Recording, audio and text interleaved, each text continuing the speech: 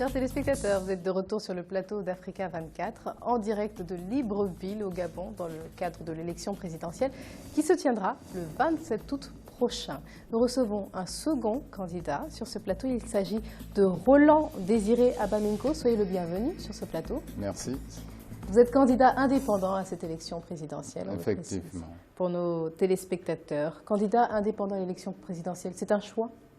Oui, c'est un choix puisque je n'appartiens à aucun parti politique et j'aspire aux fonctions de président de la République. Comme je ne suis pas membre d'un parti, donc je me suis présenté en tant que candidat indépendant. Est-ce que c'est une volonté de ne pas participer, de ne pas faire partie d'un parti politique? Non, non, ce n'est pas une volonté. Bon, tous les acteurs d'un pays ne peuvent pas être dans le même bord. Il y en a qui choisissent d'opérer dans la société civile, être des acteurs de la société civile. Et d'autres ont choisi d'être des acteurs dans le cadre politique. Donc, je suis un acteur de la société civile. Un acteur de la société civile. Revenons un peu sur l'actualité de ce mardi. Il se trouve que deux personnes considérées comme étant deux candidats à l'élection présidentielle ont rallié la candidature de Jean Ping. Comment avez-vous réagi à cette nouvelle? Jean Ping qui est également, comme vous, candidat à l'élection présidentielle. Comment avez-vous réagi à cette nouvelle? Certains Gabonais se demandaient pourquoi l'opposition n'était pas plus unie et n'avait pas proposé une candidature unique. Vous voyez, vous utilisez un terme qui ne scie pas avec notre compréhension de la gestion de la cité. Opposition, majorité. La cité serait-elle gérée par l'opposition et la majorité ou la cité est gérée par l'ensemble des forces vives de la nation?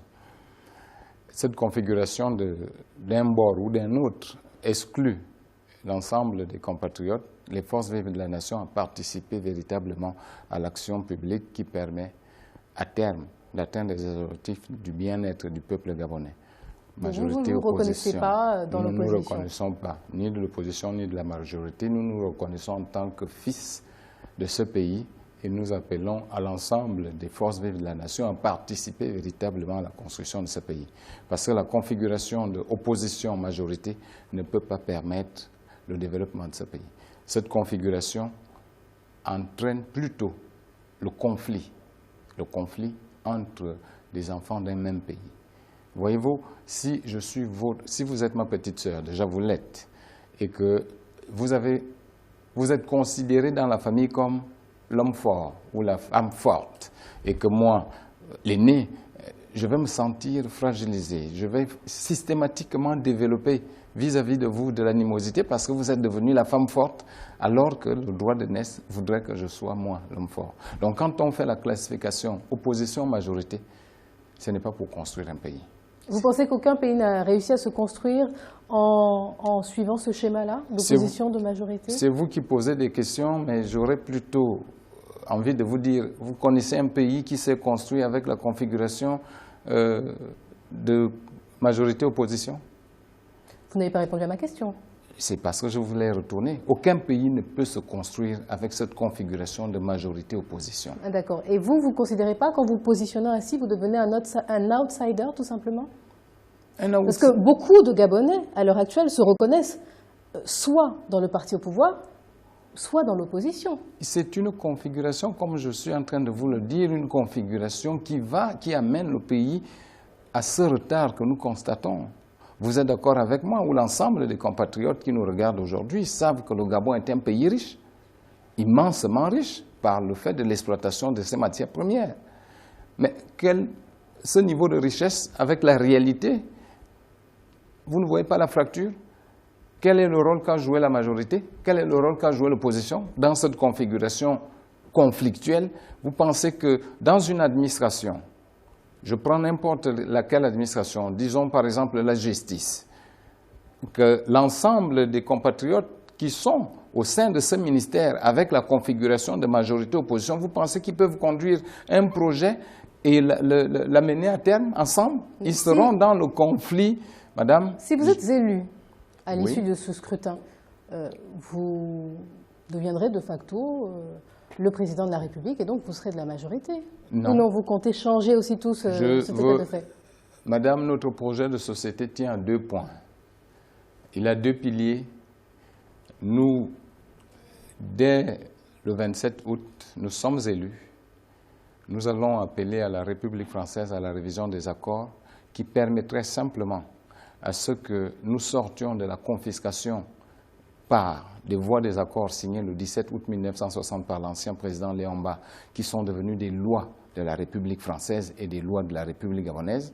Nous sortons de ces lois et nous mutons de facto, parce que c'est une loi qui abroge une autre, nous mutons de facto vers la Deuxième République qui prendra en compte toutes les forces vives de la nation pour le progrès et le bien-être du peuple gabonais. Comment elle va être constituée, cette Deuxième République? Est-ce que vous pouvez nous en dire un peu plus? Mais la Deuxième République sera constituée autour des axes forts.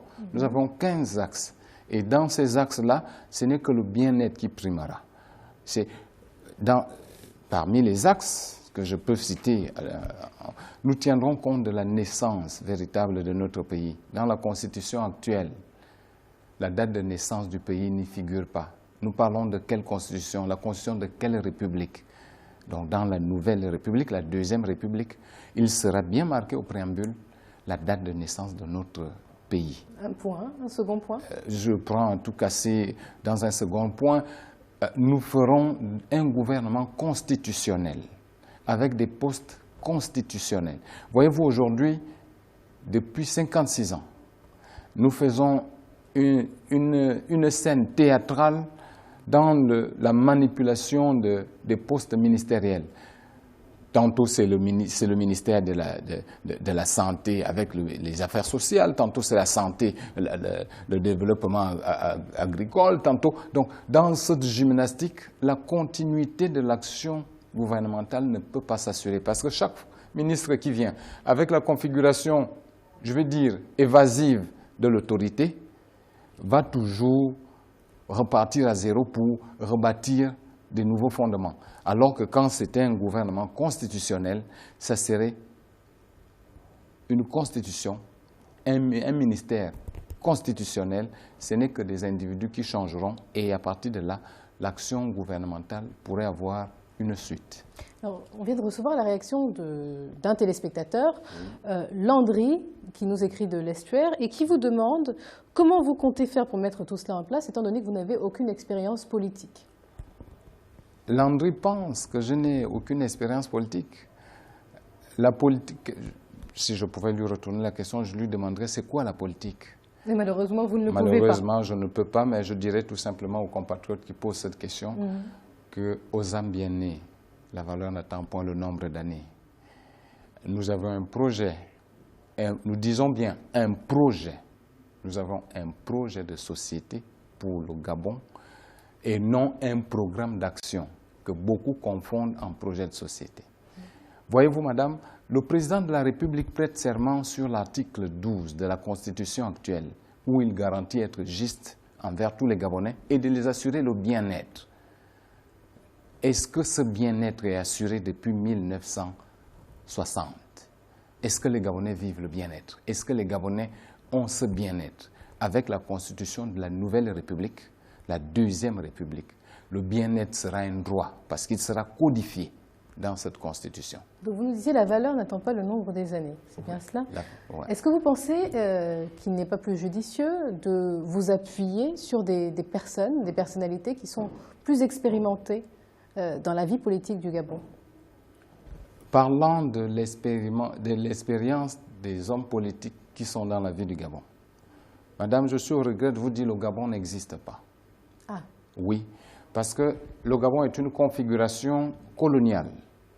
Et l'histoire du Gabon, jusqu'à ce jour, est restée une histoire façonnée, dirigée et orientée par les autorités françaises.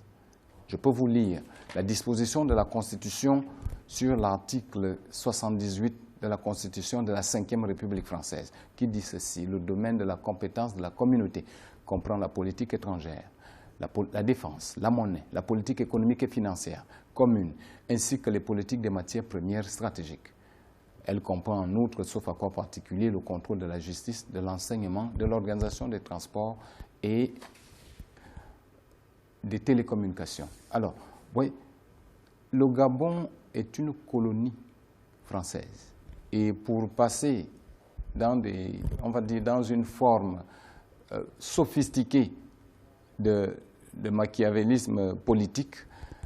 Ils ont fait croire aux autorités gabonaises de l'époque qui, je me demande s'ils savaient exactement qu'est-ce qu'ils signaient, ils ont fait croire aux autorités politiques de l'époque qu'on accédait à l'indépendance. Alors, le 17 août 1960, à Libreville, avant la lecture du discours d'indépendance, le président Léomba, représentant la République gabonaise, a signé des accords de coopération qui donnaient à la France toute la latitude de la gestion des domaines de souveraineté dans lesquels je venais de vous citer. Alors vous êtes dans une dynamique, parce qu'on a reçu juste avant un autre candidat à l'élection présidentielle, qui comptait nouer, en tout cas mettre en place un plan Marshall, une coopération entre la France et le Gabon. Et vous êtes plutôt dans la dynamique inverse, c'est-à-dire que vous souhaitez revoir tous les accords et peut-être éventuellement créer de nouveaux types de partenariats. Madame, est-ce que vous êtes de quelle nationalité? Peu importe, ça n'a pas lieu d'être sur ce plateau. Non, ça n'a pas lieu d'être. Je voulais juste dire, si vous avez une identité culturelle. Certainement. Laquelle? Une identité africaine. Bon, une identité africaine. Est-ce qu'un droit peut vous enlever cette identité africaine? Est-ce qu'une loi peut vous enlever cette identité africaine? Vous aimez bien poser les questions, donc vous êtes là pour y répondre. Non, je réponds aux questions parce que c'est pour éclairer, n'est-ce pas? C'est pour permettre à ce que nos auditeurs qui nous écoutent à travers le monde entier soient édifiés. Et même nos téléspectateurs. Nous sommes là sur un plateau, je veux dire, international. Donc il faut que ceux qui nous regardent écoutent, et pour mieux les faire comprendre, il faut illustrer. Ce n'est pas moi qui pose les questions, c'est vous qui posez les questions, je vous en conviens. Mais pour permettre à ceux qui nous écoutent d'être au fait de mes explications, je suis obligé de vous en envoyer quelques-unes, hein. Permettez-le-moi. Donc, je disais tout simplement, aucune loi ne peut vous enlever votre identité culturelle. Vous avez pris référence à quelqu'un qui est passé avant moi, qui a dit qu'il veut un plan Marshall avec la France. Il faut regarder, il est né avant les années 60 ou après les années 60.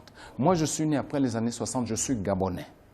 100% gabonais. Le sang qui coule dans mes veines, c'est le sang du Gabon. Donc les personnes qui sont nées avant les années 60 ne sont pas... C'est des Français. Et ils défendent les intérêts des Français. Donc toutes les personnes au Gabon nées avant les années 60 c'est des Français. Défendent les intérêts des Français, oui, vous pensez? C'est des Français. Vous ne pensez pas qu'il y a des candidats à l'élection présidentielle ou même des Gabonais qui sont nés avant les années 60, mais qui se sentent et qui sont Gabonais? Madame, pour se sentir Gabonais, je vous ai pris la référence. Le Gabon est un pays immensement riche. Quand on regarde le niveau de richesse de notre pays et le niveau de pauvreté que vivent les citoyens du Gabon, on se pose véritablement la question. Et c'est cette question qui nous a amenés à faire une recherche. La recherche pour finir à découvrir qu'en vérité, les pseudo-indépendances qu'on a données n'étaient autres qu'une forme machiavélique de l'esclavagisme d'État que la France a instauré. Je vous ai lu la disposition de la Constitution de la République française, de la 5e République, dans son titre 12, l'article 76. La France a pour compétence de gérer la souveraineté de l'État. Je peux aller plus loin. Dans ces dispositions, la France dicte la politique que doivent appliquer ces États. Donc vous voulez, selon ces mots-là, mettre fin à toute cette pratique-là. Vous pensez que 56 ans après la pseudo-lecture du discours d'indépendance de forme, qu'un citoyen gabonais de mon âge va continuer à accepter cela? Nous disons tout simplement, si ça s'est fait, peut-être que nos cadres de l'époque n'avaient pas toute la lecture de la loi. Nos cadres de l'époque n'avaient peut-être pas la connaissance parfaite de ce qu'ils étaient en train de signer. Aujourd'hui et maintenant, 2016, le 27 août, les Gabonais sont capables d'écrire véritablement leur histoire. Vous prévoyez aussi d'instaurer un mandat unique d'une durée de 9 ans. C'est très peu commun. Pourquoi cette volonté? Voyez-vous, madame, sur quel principe la durée de mandat actuelle est fixée? Tantôt c'est 4 ans, tantôt c'est 5 ans, tantôt c'est 7 ans. Sur quel principe? Sur quelle base? Sur quelle base fixe-t-on la durée de mandat? Nous... sur quelle base vous vous êtes fixé pour déterminer la durée de votre mandat? Le Gabon a 9 provinces. Le Gabon a 9 provinces. Le Gabon a 9 provinces. Donc, à partir de ces 9 provinces, un mandat présidentiel prend fin quand chaque province a reçu l'équivalent en termes de budget annuel de l'État, chaque province a reçu l'équivalent du budget. Et là, le président ne pourrait plus dire qu'il n'a pas travaillé. Et comme une génération travaille pour une autre, en 10 ans, c'est-à-dire 9, en 9 ans, 9 ans, 10 ans, en 9 ans, un programme de réalisation est parfaitement exécutable. Et une fois vous avez atteint les 9 ans et que vous avez bouclé, chaque province a reçu l'équivalent du budget en termes d'investissement, en termes de planification, en termes de développement concret pour le bien-être des populations. Vous n'avez plus de raison pour rebelloter. Vous n'avez plus de raison. Heureusement que le Gabon n'a pas 20 provinces, par exemple. Non, mais si le Gabon avait... Si le Gabon avait compliqué quand même. Non, si le Gabon... Vous voyez, madame, de la Première République à la Deuxième République, quand on atteint les objectifs de la Deuxième République, les générations à venir passeront à la Troisième République. La France est à la Cinquième République. Et la France a commencé à codifier son bien-être à la Deuxième République. Et chaque fois qu'ils atteignent les objectifs codifiés dans la Constitution, ils passent à la République prochaine. Si la Deuxième République atteint ses objectifs, les générations futures prendront le relais de passer à la Troisième République. Dites-nous, est-ce que vous êtes pour l'alternance démocratique? Si nous disons déjà que c'est un mandat unique de 9 ans et non négociable, c'est que nous sommes favorables à l'alternance. Est-ce que vous ne trouvez pas que 9 ans pour un mandat présidentiel, ça peut paraître aux yeux de certains comme étant un temps trop long? C'est 2 fois 4 aux États-Unis, c'est long. Est-ce que ce mandat de 9 ans serait renouvelable? Non, et il n'est pas forcément unique. dit aux États-Unis que le président soit réélu. L'histoire et la vie du monde devraient nous renseigner et nous éduquer. Vous connaissez un président du XXIe siècle qui a fait moins de 2 mandats aux États-Unis? Oh, peut-être pas aux États-Unis, mais si on prend l'exemple de la France, par exemple, ça a été le cas. Nicolas Sarkozy, l'ancien président, n'a fait qu'un seul mandat. Non, le système français n'a rien à voir avec le système américain. Le système gabonais de la Deuxième République n'a rien à voir avec le système américain ni le système français. Le système gabonais de la Deuxième République, c'est la codification du mandat du président en 9 ans pour atteindre les objectifs du bien-être du peuple gabonais à travers, quand chaque province a reçu l'équivalent budgétaire annuel, en fait, le président ne justifierait plus pourquoi il devrait rester s'il a bouclé pour chaque province l'équivalent d'un mandat. Et s'il ne l'a pas fait, les pays traversent parfois des situations économiques difficiles, ça peut prendre quelques années. Peut-être que le plan que vous faites aujourd'hui ne pourra pas être réalisé. Dans ce cas-là, quoi? Qu'est-ce qui se passe? La plus grande ressource, la plus grande force d'un État et d'un pays comme le Gabon, c'est sa ressource humaine. Et la ressource humaine est là pour réfléchir et pour adapter aux circonstances qui peuvent se présenter. Nous arrivons malheureusement, on a bien d'autres questions à vous poser, mais nous arrivons au terme du temps imparti. Est-ce que vous pouvez regarder cette caméra et en quelques mots adresser un message aux personnes, aux téléspectateurs, aux Gabonais, aux Africains qui nous regardent? Je dirais simplement ceci. Le Gabon a son histoire. L'ensemble des compatriotes